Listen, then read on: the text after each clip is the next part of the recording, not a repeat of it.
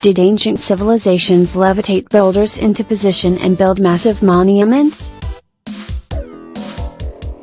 Is it wrong to think that great ancient civilizations like the ancient Egyptians, Olmec, Pre-Inca and Inca deciphered the secrets of levitation and other technologies that have been labeled by today's society as impossible and mythological? And if they did, is it possible that they used these forgotten technologies to erect some of the most incredible ancient constructions on our planet? The idea that ancient civilizations around the globe were able to transport supermassive blocks of stones has captured the interest of authors, researchers, engineers and the general public for years. How on earth were ancient cultures that inhabited Earth thousands of years ago capable of moving blocks of stone that weigh 50, 70 or 100 tons? Furthermore, how were they able to place these stones into position, and join them with even greater boulders with extreme precision? Today, when engineers want to transport supermassive blocks of stone, they need super machines. For us to move a 50-ton boulder, we use a number of different tools. Cranes, hydraulic jacks, steel beams and girders among other things are used today when builders have to move heavy boulders. So how on earth did the ancients who built sites like Pumapunku, Lantambo, Baalbek, Teotihuacan and the pyramids at Giza Plateau do it thousands of years ago? If we take a look at Baalbek in Lebanon, we will come across the Temple of Jupiter, which contains 3 of the largest stones in the world. These boulders weigh a staggering 1,000 tons each. How did they move them? Alright, let's say they somehow managed to do that, but if we travel to Bolivia we will find the same thing over and over again. Pumapunku contains some of the most intricately cut, 100-ton blocks believed to have been crafted over 2,000 years ago. But Baalbek and Pumapunku aren't the only sites on Earth that feature massive stones. If we travel to Africa, we'll notice that the Giza Plateau screams out Mission Impossible. The Great Pyramid of Giza consists of a staggering 2.3 million blocks. What's even more mind-boggling is that the weight of the pyramid is estimated at 5,955,000 tons. Multiplied by 10.8 gives a reasonable estimate of the Earth's mass.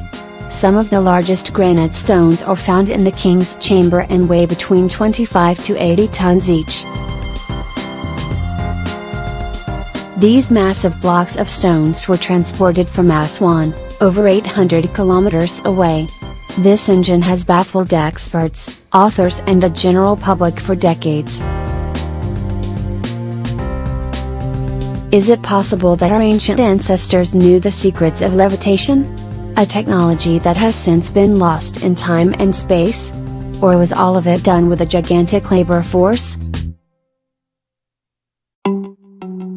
Is it wrong to think that great ancient civilizations like the ancient Egyptians, Olmec, Pre-Inca and Inca deciphered the secrets of levitation and other technologies that have been labeled by today's society as impossible and mythological?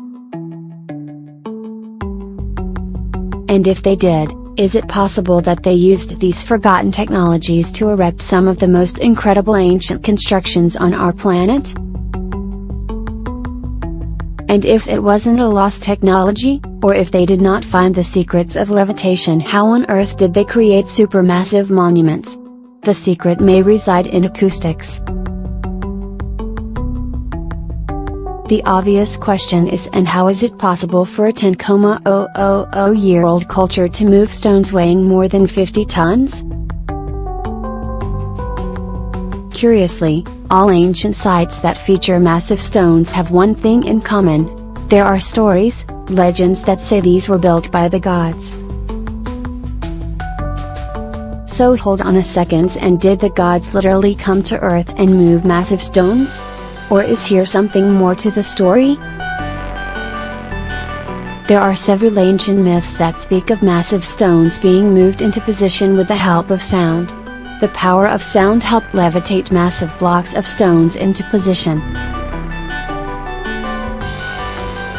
The legends of Stonehenge speak that of levitation and how the massive stones used in the construction of Stonehenge were transported from great distances with the help of levitation. Curiously, it is said that ancient legends in Bolivia mention similar accounts when we take a look at the stories behind the construction of Pumapunku. Even more interesting is the fact that according to Greek historian Herodotus, the Egyptians were supposedly given knowledge from the gods on how to float massive limestone blocks of stone, in order to build the Great Pyramid of Giza. Is everything related to sound? How can sound help move objects? That's science fiction, right? Not really. As technology moves forward, so do the limits of what's possible and not. A single-sided acoustic tractor beam has already been invented and can trap and pull an object using nothing but sound waves from one direction. Furthermore, scientists from the University of Bristol have created a handheld device composed of an array of speakers that makes it possible for the holder of the device to focus sound waves and levitate small pieces of light material. Scientists at Argonne National Laboratory have discovered a way to use sound waves to levitate individual droplets of solutions containing different pharmaceuticals.